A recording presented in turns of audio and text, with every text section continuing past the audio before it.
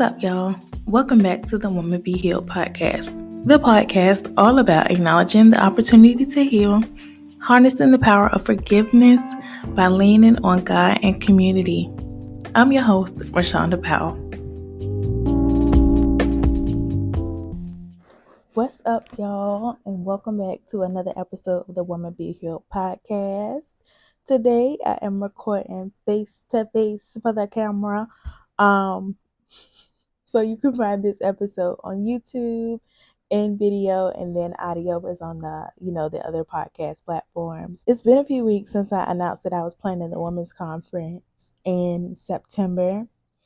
And when I tell y'all, it's as soon as I committed to that thing, I've been getting hit left and right with all kinds of dooms and glooms. It's really been crazy. And the thing I've noticed, just walking along with my journey and growing with God is that even when you're rocking with God, and doing what He requires of you and fasting and praying and all these things, it don't magically stop tragedy. It don't magically stop hard things from happening. There's not a button that says, I'm rocking with God now, so stop, leave me alone. Kind of thing. It's more of a button that basically says, I'm rocking with God now, give me all you got. And the enemy is like, okay, bet, let me see if she breaks, or let me see if he breaks. And he kind of gives you it, he gives it to you to see if you'll come back on his side. And he been letting them hands fly at me, like, ever since I've said yes to this thing. And just being obedient within this yes. But one thing that I have learned is that the enemy can't do anything without God allowing it first. Like, if God allows it, then you meant to get through it, and not by your own strength, but with God. But yeah, if you in it and you in the fight and you done said yes, keep pushing. And like my girl said, don't quit a fight that's already fixed in your favor, right? So that's what's been happening with me lately. But I'm committed to this, yes, and I'm gonna do it. Despite anything that the enemy is putting up against me. Like, I'm ready. I done said yes. We're gonna do this thing because it's bigger than me. It's bigger than any opposition that he's putting up against me, and it is what it is. But I just really want to chop it up with y'all for real, about weathering the yes. I posted an impromptu YouTube episode over the weekend because I had a little panic attack, y'all. I ain't even gonna hold you last week because this yes has been particularly hard because it challenges me in so many areas. But one thing about me, I I I have come to love God so much. I really desire him, a relationship with him. And I know that I want to be at a point where everything around me, everything else, everything within me is submitted to him as it should be. Like, I don't want nothing in my life to be more important than my relationship with God, because everything flows from him. Like, he's the person and everything trickles down. We say that, but sometimes it don't really be that, and it's easy to say that I want God at the first, but when you put it to the test, I don't want it to fail at all. I don't want to fail at it at all. And I know that I fail a lot. And I know that I fail, at times in that area and within this relationship, because I'm human, but I'm his. And I want the identity of me being his to outweigh the mortal form of humanity and the mortal form of my emotions getting the best of me and not trusting my immortal father. Y'all get me? So I'm a work in progress, to say the least, as we all are. But first, getting into it, let me first define what it is to say yes to God. Saying yes is so much more than reading your daily verse every morning or saying a quick prayer and moving how you normally move on a daily basis. But also, saying yes to God isn't being like this holier than thou person that can't even speak to someone in a normal conversation setting, instead of like throwing the Bible at you 24/7. Like, you can't even have a real normal conversation. That's not that's not saying yes to God either, in my opinion. Because, come on, have some balance, babe. But God is a gentle God. He's also just, and he don't cut no corners. He's loving yet firm. And then I just read in Nehemiah the other day where Nehemiah called God the great and terrible God, because God has so many layers to him. And just when you've figured out one or two layers, he gives you three more. But all in all, he's such a good father, right? And me and my earthly father's relationship was always a rocky road. There had to be a lot of forgiving on my part, and I mean, to be completely honest, on his part too, because I let him have it on every end. I wasn't easy on him, but I was hurt, um, and I let him see a lot of those spaces, a lot of those hurt spaces. And when I'm hurt, when I was hurt, baby, because I'd grown, I get a little rowdy, all right. But as you grow, even if the other party may not be at that place where you grow, you know in your heart where you are and where you stand, despite all else, right? And despite where the other person is or think they are, you just, that's what it is, and that's how you operate, and that's how you move. I love my pops, but that relationship is what it is. And I know he loves me in the way that he knows how, and he did good for his knowledge. And I choose to respect that, because I know from personal experience that parenting with trauma and parenting with generational curses and all those things, bro, that's a beast in and of itself. um so I choose to respect where we are, and I choose to love him at the level, where I can, and kind of grow from there. That's my dog. But it took a lot to get there, and for so many years, and even still now, what we tend to do, I've learned, is we will match our level of trust in God to the same level of trust that we have in our earthly father or our mother or our parents, our guardians, or whoever, kind of was there around us raising us, right? And if your relationships weren't solid, or if you were disappointed in any way, or if you saw something that broke your trust, if they failed you in any type of area, which most relationships tend to do intentionally or unintentionally, it places a limitation on how far you could trust that person, or it places a limitation within your relationship. And we place those limitations on our relationship with God. God has no limitations. You can't put any limitations on him. He never fails. But saying yes to God is a relationship. So in any relationship, right, they require trust. They require love. They require compassion and respect and commitment and nurturing, right? And the level of nurturing depends on the type of relationship. So me just looking into the relationship that we have with God, or how the Bible kind of expresses that relationship.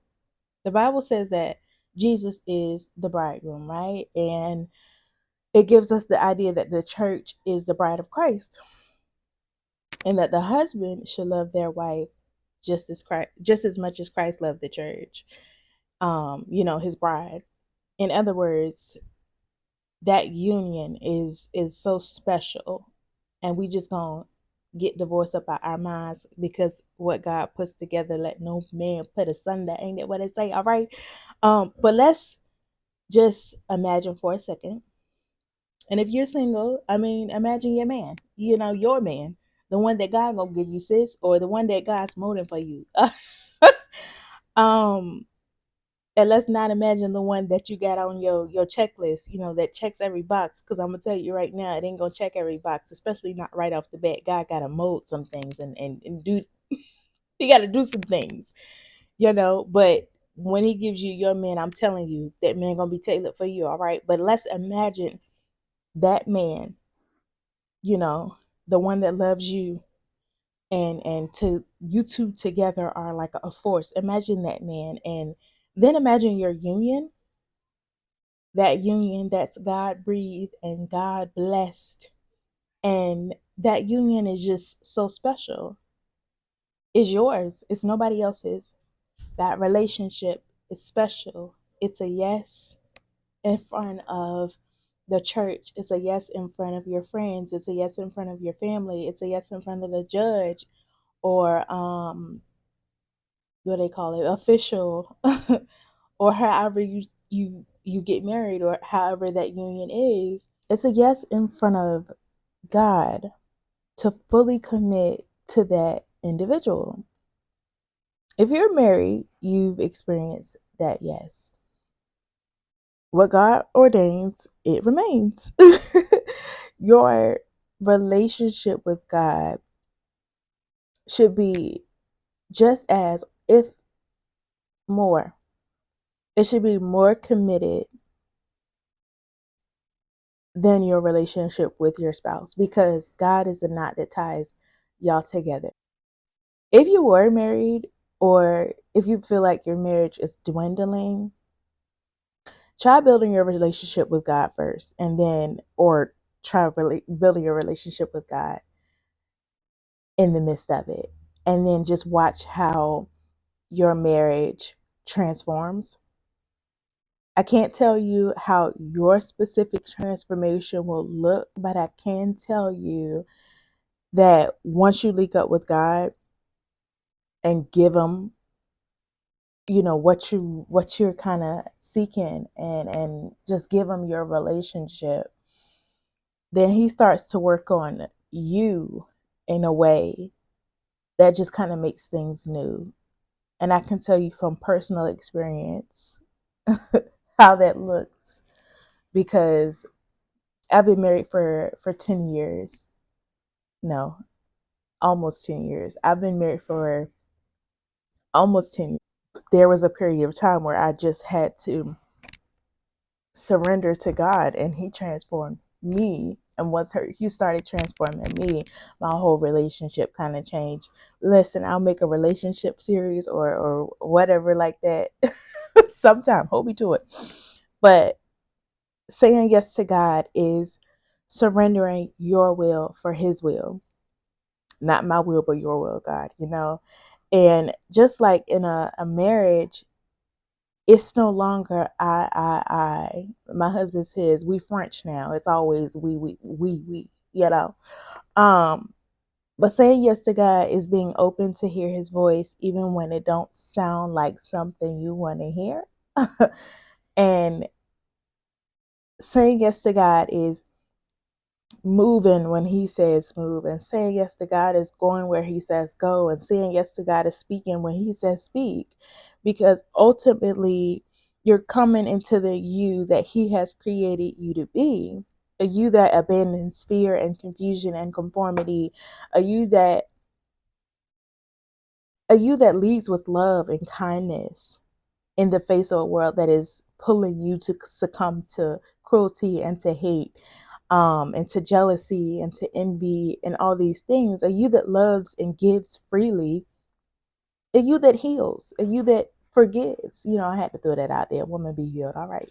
But um now that we've kind of defined what it means to say yes to God in a long-winded way, I want to break it down and talk about why your yes is so important, and your yes is important. Yes, your yes. And it's not just important for you, it's important for others. And it's crazy because all these movies that we watch, like, Persons of History, um, somebody always says, but I'm only one person, or what can only one person change? And every time, either they or whoever said it is always proven wrong, because the one person can change history. One person can change the trajectory of so many people's lives. Evil speaking, mass shooters, that's all I'm going to say. They changed the trajectory of so many people's lives. One person can change history. Rosa Parks, Madam C.J. Walker, Esther, Eve,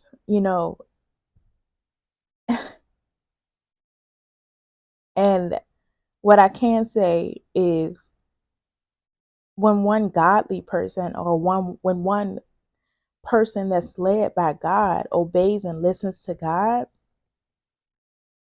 the trajectory of the people's lives that they change is crazy. And if you want to think about examples of that, I mean, it's just, the Bible has so many examples. Like I said, Esther, Eve, Paul, Peter, all of these people in the Bible. And if you want to get modernized, think of the people that are around you that kind of just change the faith of so many, like your pastor. He's a good one. Um, just making it personal, like my mom when we were growing up. Like, just looking at her, she instilled in us young, like, if you don't do anything, or if you don't know anything else, know that God got you.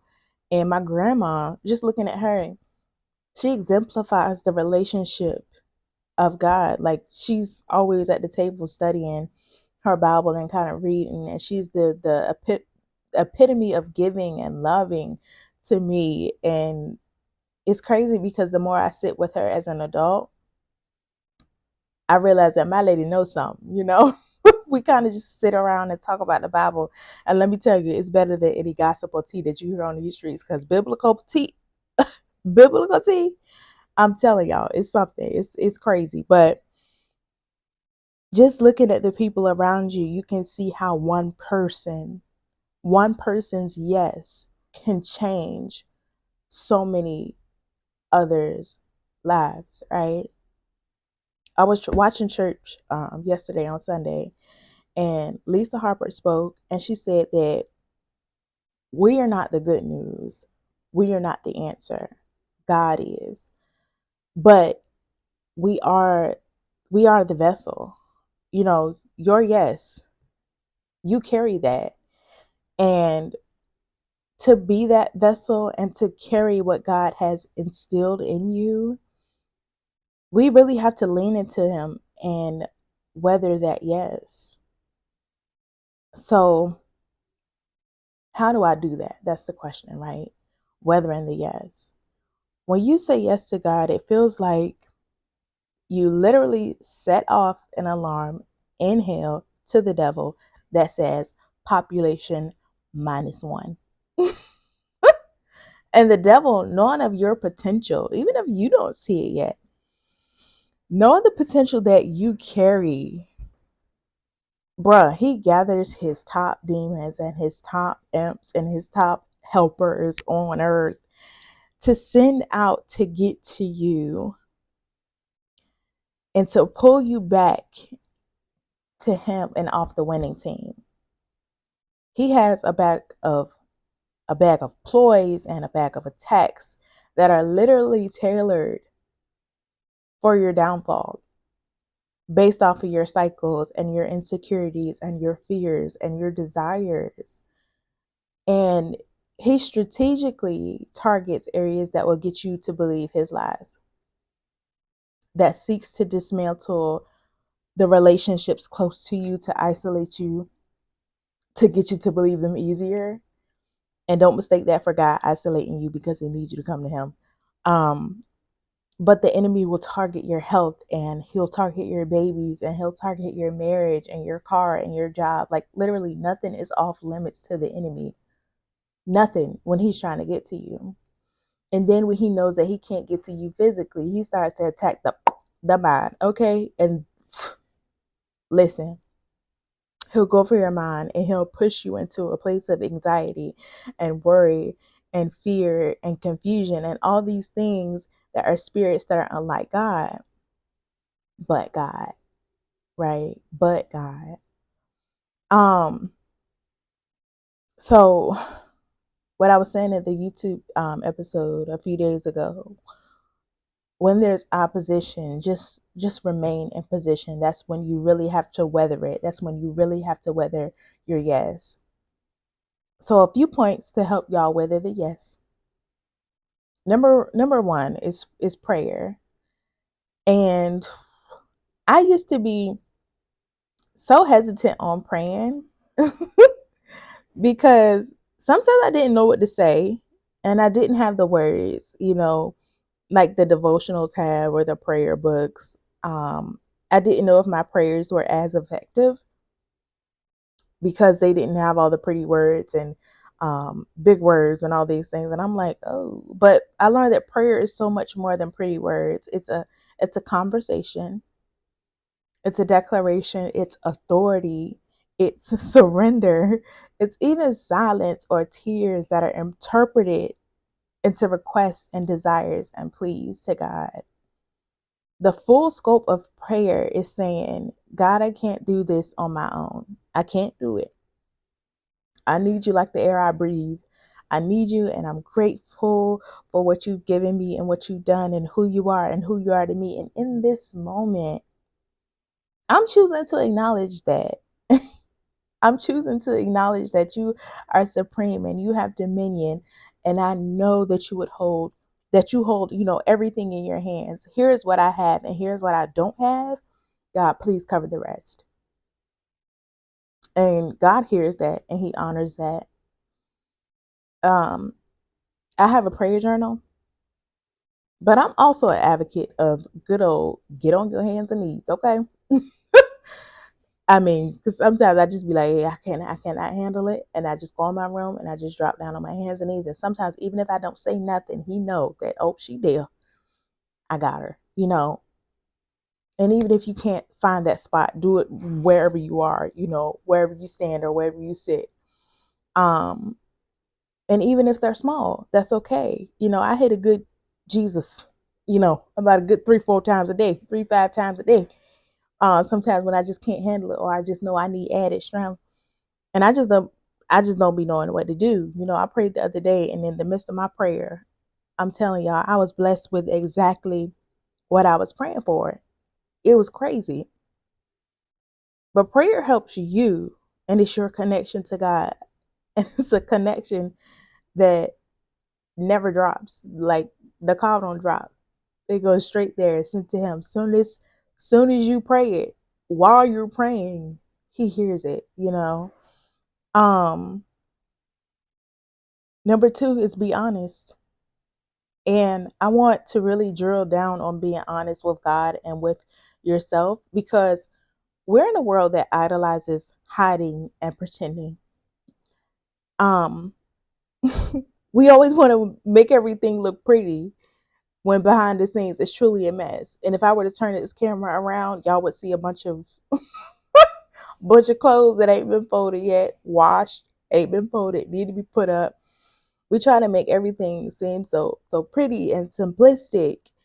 And I'm not saying air all like your business out, because that would be phony of me, because I'm a very private person, and you truly need to have discernment on what you speak and who you speak to.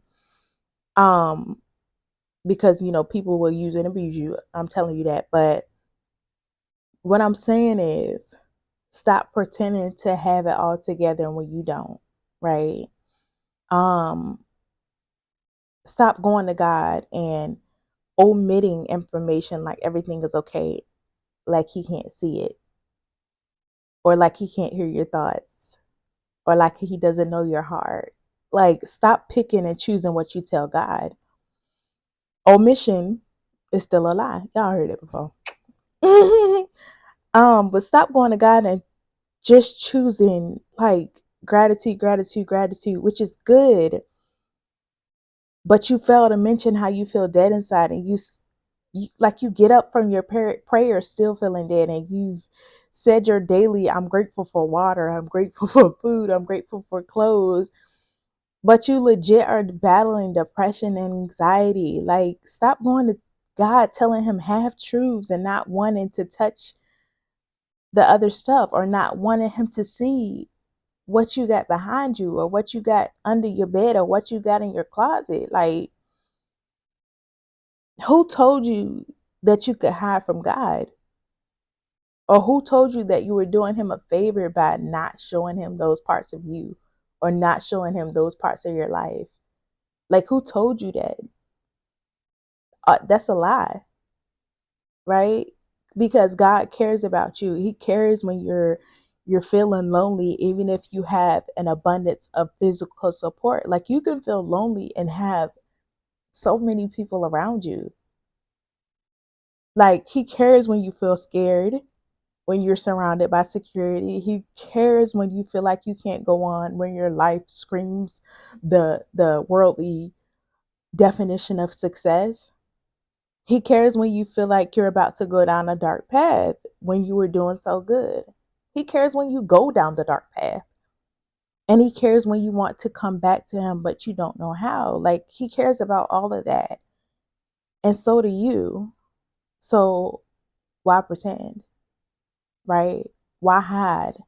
Like, just let it go and give it to him. The one who can take care of it all, the one who is the God of comfort and hope and peace and forgiveness, the God who heals. So ask yourself this, like, can a forever whole person be healed? Like, for real. It's the person and it's the people that were broken and forgiven and set free that really rally for God because they saw what God can do.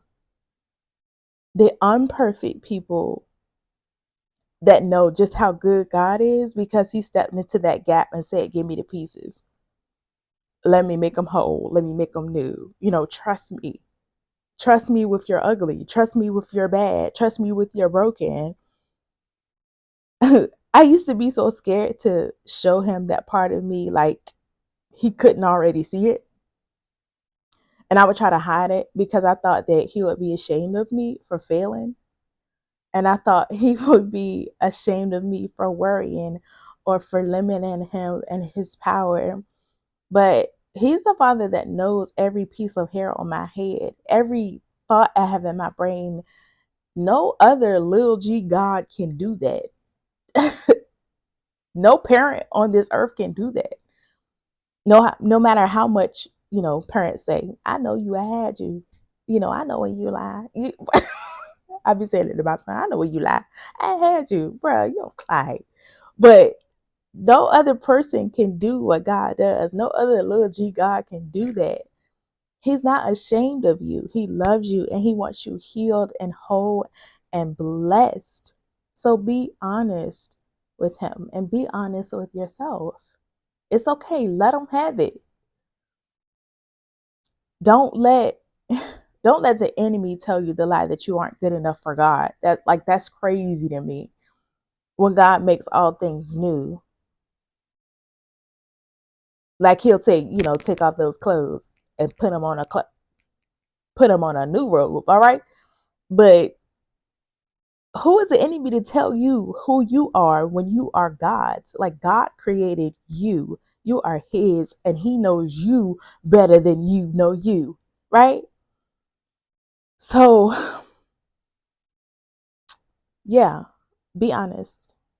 Number 3 is community. Um, I'm really here to be y'all's community. I really am because we need it. We need community. We really do. And for you learners, I know you cannot stand this point when I say that, like you need community.